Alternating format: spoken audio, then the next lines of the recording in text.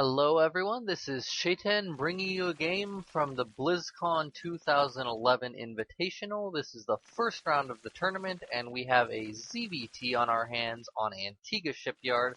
Spawning in the south spawning location, we have Incredible Miracles NesTea, the 3-time GSL champion, and one of the heavy favorites to win this entire tournament. And then, not to discount our opponent here, we have spawning as the yellow Terran in the east spawning position, Imba FX Open's BratOk. Now, it's actually kind of interesting to note that statistically speaking, ZvT is NesTea's weakest matchup, where he boasts only a 54% win rate, and BratOk actually has a 62% win rate PVZ, so perhaps statistically on face it might seem as though BratOk is the favorite, but you have to remember that NesTea's NesTea's Terran opponents are coming from a higher caliber skill set where he's going against the Korean Terrans such as I Am MVP, another one of the favorites to win this entire tournament, and many of NesTea's losses are actually at the hand of his team. But we'll see how this game plays out.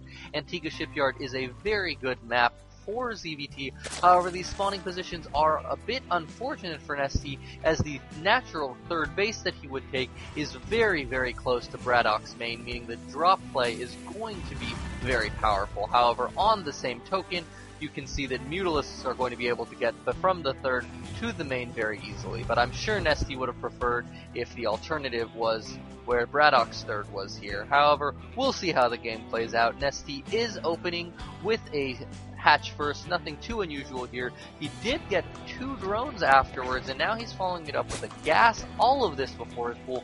So he's playing very, very economically focused, perhaps even a little bit greedy. This could be dangerous against a 2 racks opening, but we see that BratOk is actually just getting a barracks and then a refinery.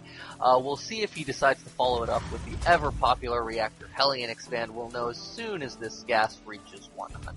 Now, BratOk has scouted out the main of NesTea, whereas NesTea still does not know directly which spawning location BratOk is in. However, I'm sure he can gander a guess just due to the spawning time, the arrival time of the scouting SCV.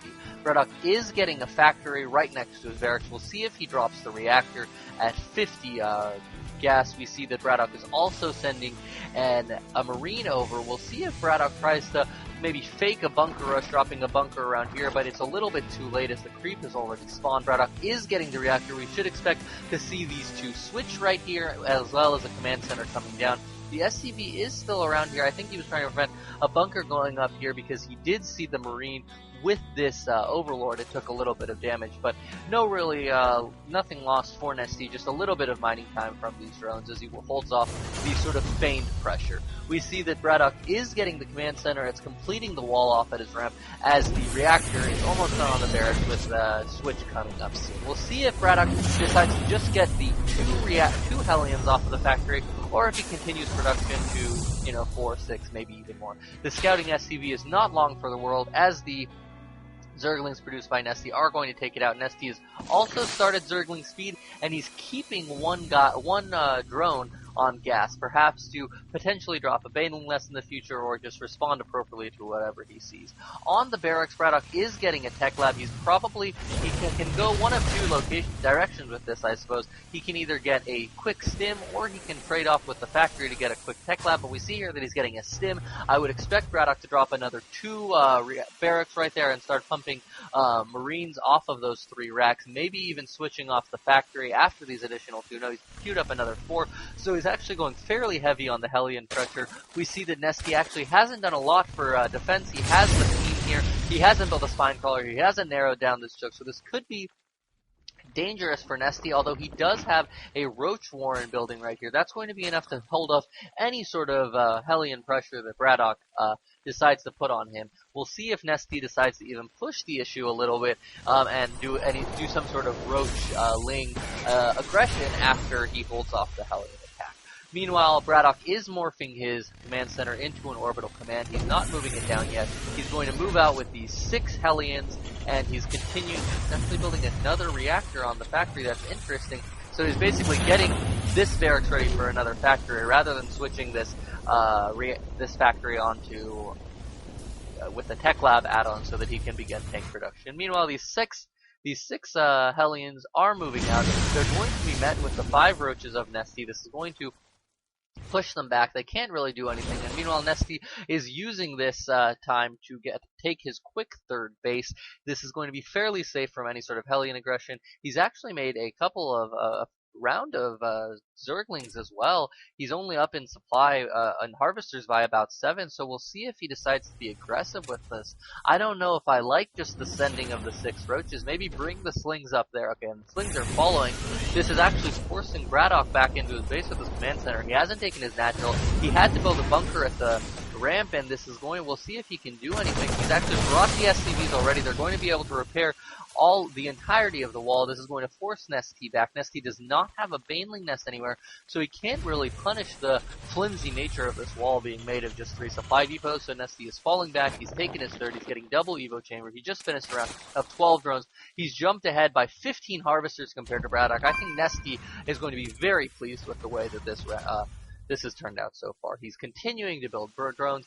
BratOk is still stuck on just 1 base. He still hasn't gotten a tech lab for his factory. He's not going to be able to begin tank construction. Meanwhile, he is getting ready to do double reactor. He's getting ready to do double medevacs, and this door is down. The Hellions just poked out, but they're not able to really get out of the area because the roaches are blocking them from doing so. NesTea begins upgrading +1/+1. He takes both of his gases at his natural. He's probably going to be getting prepared to take his to begin teching to Lair, probably transitioning into Mutalisk. NesTea is a big fan of those, but it's possible he could be going for Infestors. We also see that he's getting a Spinecrawler in his main to defend against the drops. Also, he has fairly good Overlord positioning. He can see drops that are coming from the main. He can see drops that are coming from west of his main, and he also has this Overlord here in case BratOk decides to do a very long route around. So he basically is going to have a lot of warning against any sort of attack. BratOk finally takes his third base. Unfortunately, he is supply blocked, not for too long, only about 10 seconds, but still, compare that execution to that of NesTea. You can see that he's almost supply blocked, but he just has 3 Overlords just popping out in about a second. This sort of mechanical proficiency is something that's very common amongst the Koreans just because of their practice regimen. NesTea is sticking to a fair amount of roaches. He's up to 9. He's going to have a couple more coming out. I think this is good against the Hellions, but we see a small attack coming from BratOk. We'll see if BratOk can actually corner these roaches. They are running, and BratOk decides better of actually chasing them, but this is going to set up the potential for NesTea to do a sick flank with these roaches, preventing any sort of retreat. There's actually Spinecrawler's roaches. He's going to set up a sick flank coming from 3 sides. The Hellions are actually caught out of position, and NesTea attacks from all 3 sides. He's going to be able to clean up everything. These Hellions they have +1, so they're going to be able to do some damage, but they're not going to be able to take out everything, I don't think. It looks like actually they're a bit more powerful than I thought. They're going to be able to do significant damage to the third, but I think all the roaches, the 16 roaches that are coming out, are going to be enough to make it so that this attack doesn't do lasting damage. Maybe if he focus fires right now, he could take out the third, but instead he decides to focus fire drones and Overlords. He does take out a significant number of drones. 6 are taken down. We'll see if he can take out the hatchery, but all the roaches are done. They're going to need to come and take out. No, NesTea decides to just sacrifice the third and cut his losses. We'll see if BratOk decides to engage this, or just no, he picks up all of his units and he's going to take them back to his main. A very nice engagement by BratOk. He did the damage he needed to. He kept it to 2 base. He's actually building his third command center as we speak, and he got out with most of his units. Meanwhile, he is beginning siege tank production. Another double drop is continuing. I don't know if I like this. There's not much to kill here, really. NesTea hasn't begun building a third base again. There it goes down right now, but this doesn't look all that good for NesTea. He's going to want to be up a base. His creep spread is actually not really that well developed. I would have expected it to be out to about this area, but NesTea, I don't know what it is. Maybe he's jet lagged, maybe he's just tired. He's not really playing at his best. Now the drop is coming into the main. The Overlords are going to spot it. NesTea should react instantly. He is moving the roaches down. This drop is just going to kill maybe an Overlord or 2, but it's not going to do any sort of lasting significant damage. I'm kind of surprised that NesTea hasn't gotten a Baneling nest. He is transitioning into Infestors with fungal and researching Pathogen Gland, but the lack of a Baneling nest, really a staple of the ZvT matchup, is kind of surprising to me, especially because he just finished Roach Speed, I suppose. So now these Roaches are going to be a much better defense, but even against Marine Tank, you're going to want some Banelings to really take out these Marines efficiently. points. But we'll see how the Infestor switch works. NesTea, his third base is almost done. BratOk's third base is already done. He morphed it into an orbital command. He should be moving it out into this third base position very, very soon, and then setting up a defensive position in this area so he can cover both entrances to the base. NesTea is up about 20 harvesters, but a lot of that is oversaturation at the natural. He's transferring them over to the third. A scan goes down by BratOk, and a Baneling Nest. I saw the little glimmer of it right there, but it looked like a miscue. NesTea is actually going for a very, very fast hive. I'm kind of curious. I guess he's going for a Roachling Infestor Ultra Army, which can be effective against a Marine tank army, especially if the Fungals get placed very well and they hold the Marines down. Otherwise, the Marines can kite the Ultralisk very, very effectively. The first set of Infestors are coming out from NesTea. His +2/+2 is almost done compared to the +1/+1 of BratOk. BratOk is getting infantry weapons 2 and vehicle weapons 1. However, he's going to be behind NesTea's upgrades. I'm kind of surprised, though, that NesTea isn't taking this time to sort of power and maybe take this gold base. It seems like it would be fairly safe, especially because his army is going to have to be in this area anyway. And NesTea is up 30 supply. His hive is almost complete. The two players are just sort of macroing up, getting the armies they want for the late game. And we should see this decided in... The game should probably be decided in 1 or 2 big engagements. NesTea's creep spread has actually improved significantly. He's beginning to make headways on the middle of the map. I think he has the map control to take a gold here, and we do see that it is going up. I would like to also see maybe a 5th base being taken right here, double expanding, because NesTea should feel fairly safe right now in terms of expansions. He's also getting the Adrenal Glands +3/+3 and the Ultralisk Cavern like I thought. So we're going to be seeing a very ground-heavy army here from NesTea. I wonder if BratOk is aware of this. Let's see what he has in terms of scouting. He doesn't even know that the hive is on the way. He can tell that the Roach army is the Zerg army is very ground centered, but I don't know if he thinks that this army is going to stay this way. It looks like perhaps he suspects, so he's staying on tanks. He's not making any turrets, not making any Thors, so he should be fairly well prepared for the army in its current incarnation, but with the Ultralisks, I think that this is going to be enough to take out this fortified position, although it might be difficult due to the nice set of SimCity that BratOk has set up. Really the only avenues of access for the Zerg are going to be in this tiny area and right here. Meanwhile, NesTea is trying to take out the back rocks of the third. BratOk, I really like his macro. He's continuing to build command center. He's willing to go toe-to-toe with NesTea, the god of Zerg. We'll see how that pays off. This siege tank line is also very nice. BratOk is making siege tanks 2 at a time. The one criticism I would have is he needs to work on his production facility somewhat. He is sort of floating a lot of minerals. He's queuing. Is he queuing up production? No, it looks like I must have just caught him in a lull before the production really kicked into gear. But this Marine tank army is going to probably crumble. NesTea is just sacrificing a few lings in here and there as he's getting chitinous plating to get his Ultralisk into play. Those Ultras are going to come in +3/+5. A small drop is moving into the gold, but there's really no drones there for him to do any damage, and the majority of his army's right there. He's going to be able to take care of this drop very, very easily. This engagement is all going to depend on whether NesTea gets the Fungals that he needs to do significant damage to the Marine ball of BratOk.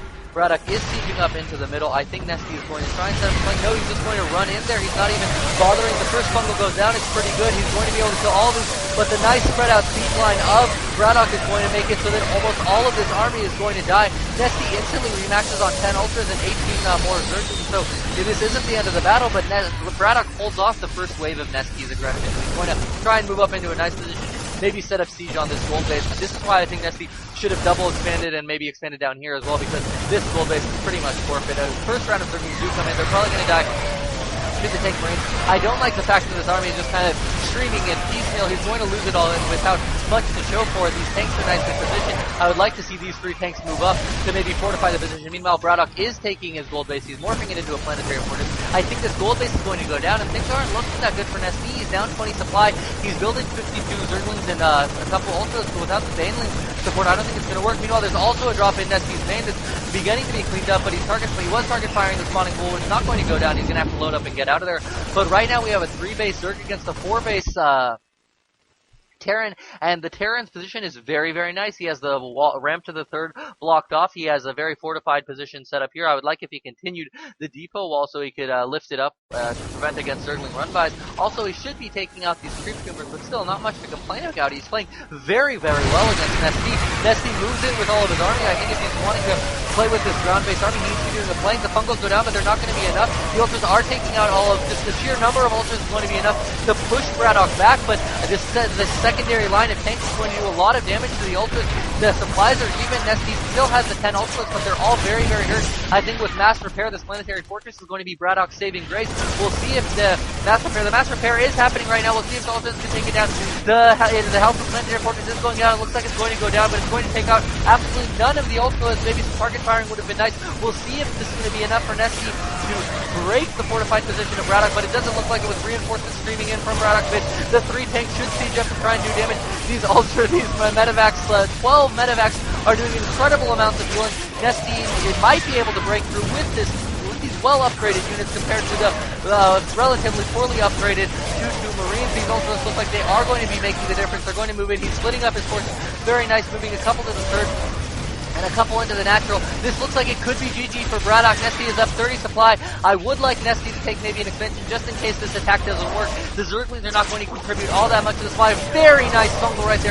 It's going to take out the majority of BratOk's army. BratOk looks up his supply depots, but I don't know if it's going to be enough. BratOk's supply is plumping it down 150 to just under 100. He's getting +3, +3, but it's not going to finish in time. I don't think that BratOk is going to be able to hold off this massive attack from NesTea. Perfectly timed. He broke BratOk's back. BratOk is doing some damage with his SCVs, just harassing drones as he can, but NesTea is inside of BratOk's main, and BratOk GG's. NesTea takes the 1-0 lead in the series.